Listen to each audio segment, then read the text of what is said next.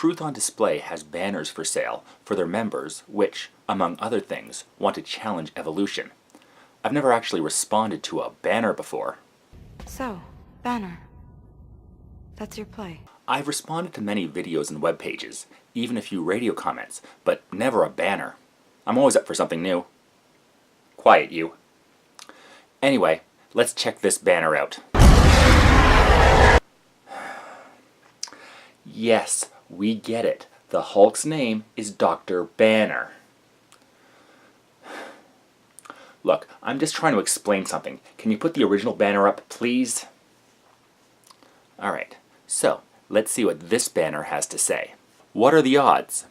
18,000 letters of DNA randomly organizing in the order needed to form a simple organism, 1 in 10, followed by 10,837 zeros. Yes, the odds of a DNA strand forming spontaneously is so incredibly low as to assume that it wouldn't happen. That's why nobody claims that it does.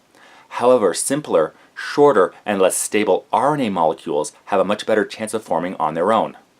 Simple organisms that were completely RNA-based would eventually evolve DNA, which is more complex, but also more stable than RNA strands.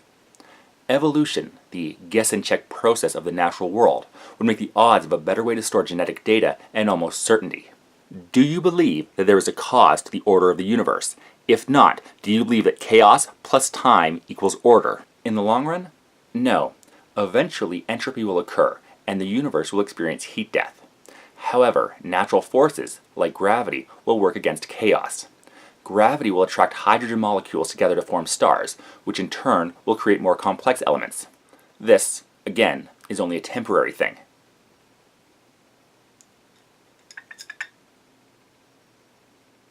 Fine. Eventually, everything will run out of energy, but natural forces can create order for a limited time. Gravity will create the sun I mentioned. It's been theorized that molecules will self-replicate to deal with their excess energy, which will result in life. This will not last forever, and eventually everything will run down and the universe will experience heat death. But right here and right now we exist, so we might as well enjoy it. Do you believe complex designs in nature came about by chance? Not by chance, but by natural laws. Snowflakes, for example, are incredibly intricate and complex structures that are formed by a few basic laws. The complex organisms that populate the planet came about from much simpler ones through the ruthless and uncaring trial and error that is evolution through natural selection. DNA is a language communicating information. Where did that information come from? It is not a language to communicate anything. It's chemistry. Very, very complex chemistry, but chemistry nonetheless. A molecule of table salt is the same, but much simpler. We don't say that molecule contains information, even though, apart from the complexity, there's no real difference between it and DNA. We treat DNA as a code because we're able to get information from it. But, in the same way, a boulder rolling down a snow-covered mountain will leave behind information in the form of the trail it leaves behind, and intelligence is not needed to create it. How do you believe life began? To begin with, abiogenesis is a separate issue from evolution. We may never know exactly how life began, but that doesn't mean we don't understand how it changed and resulted in the plethora of life out there. As I said earlier, the best hypothesis we have so far is that molecules will self-replicate to dissipate excess energy. This is our best understanding so far, but it is still a hypothesis. We can't say for sure that's exactly what happened, only a possible but likely explanation. What is your evidence for macroevolution? A good example would be ring species. But let's back up a bit first. What you call macroevolution is actually speciation.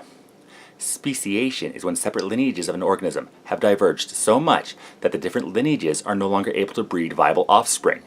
In other words, as isolated groups of organisms evolve, they will slowly lose the ability to breed with their ancestors or other descendants of their ancestors over time. Now, a ring species is a collection of neighboring populations where the close neighbors can breed, but the organisms on the other end of the chain are unable to viably interbreed.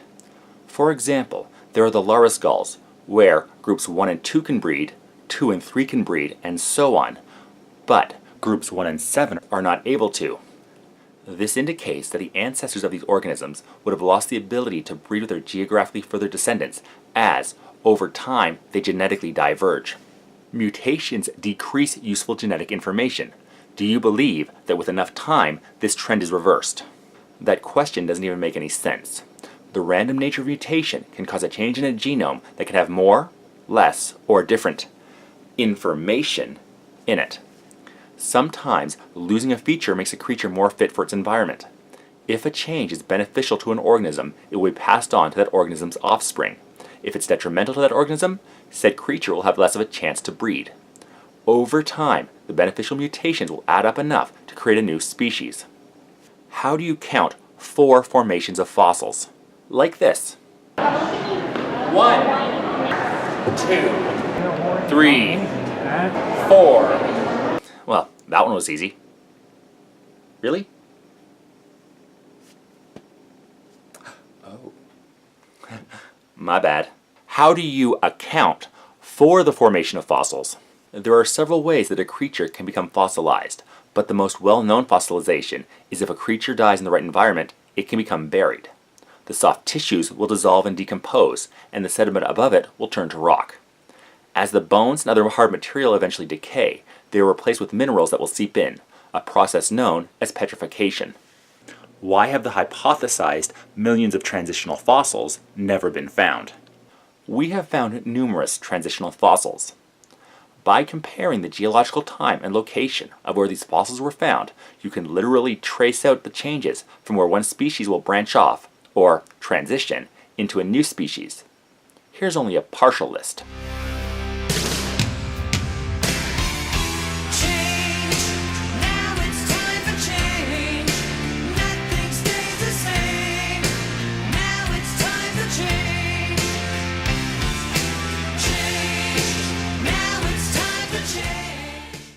How did asexual organisms evolve into sexual, male-female organisms?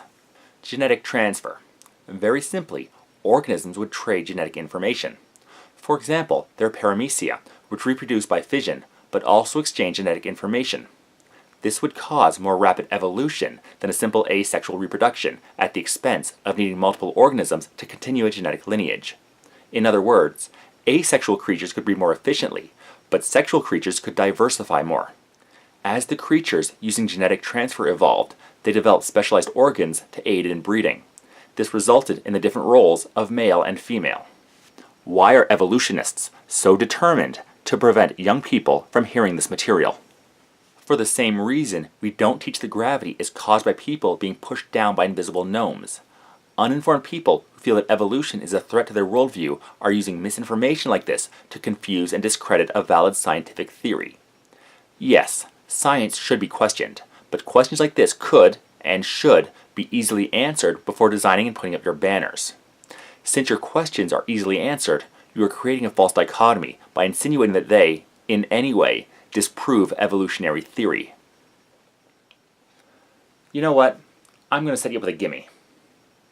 Yeah, you try to help out, and I don't appreciate you enough, so I'll be the straight man. Anyway, you ready? We'll edit all this out later. So, that's what that banner thought of evolution.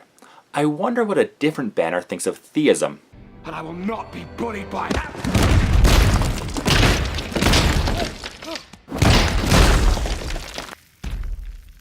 Puny God. And now, my exit.